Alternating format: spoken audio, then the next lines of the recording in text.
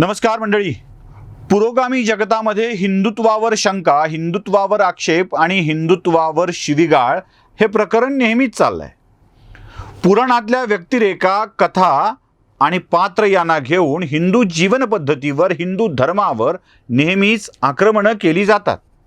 कधी राम, कधी कृष्ण, तर कधी वेगवेगळे अवतार यावरती शिवीगाळ करणाऱ्यांची संख्या कमी नाही आहे.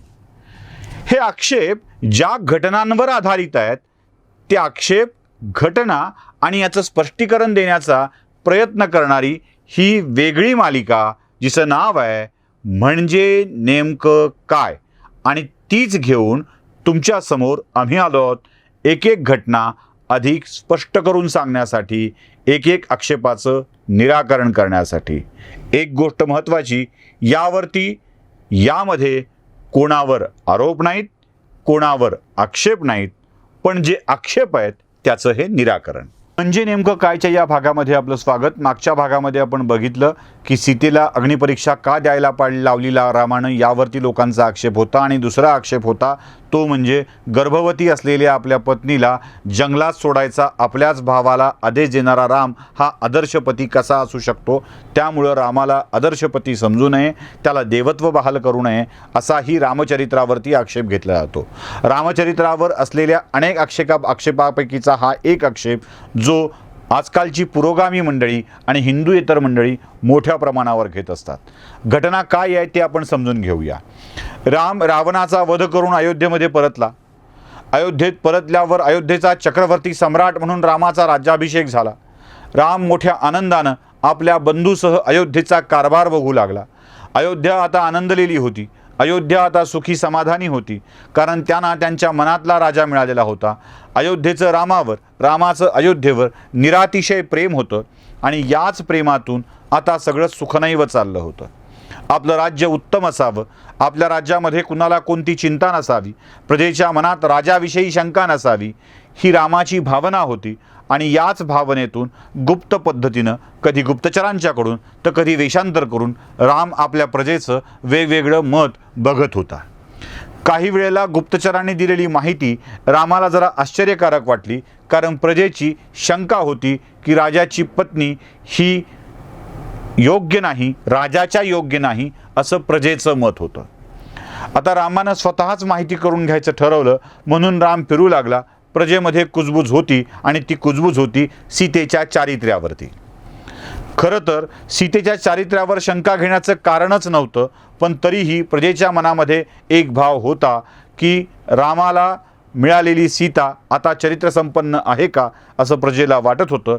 आणि प्रजा म्हणत होती की रावणाकडं इतके दिवस राहून आलेली सीता चारित्र्यसंपन्न असणं शक्यच नाही. म्हणून रामानं निर्णय घेतला.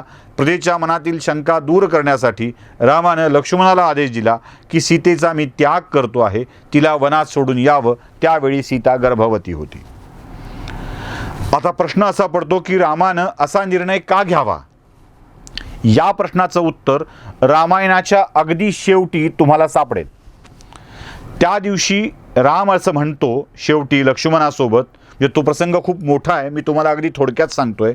ज्या दिवशी यम आणि काळ रामाकडं आले आणि रामाच्या अवतार कार्याची संपल्याची आणि परत जाण्याची माहिती देऊ लागले, म्हणजे रामाचं इथून निर्वाणाची वेळ आली होती, त्या गप्पा चालू असताना कुणालाही आत पाठवू नये असं लक्ष्मणाला सांगितलं. तेवढ्यात दुर्वासा आले. लक्ष्मणानं दुर्वासांना अडवलं.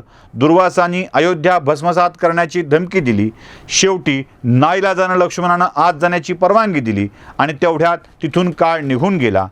काळानं रामाकडून शब्द घेतलेला होता की आपल्या दोघांच्या मधलं बोलणं जो कोणी ऐकेल त्याला मृत्यूदंड द्या.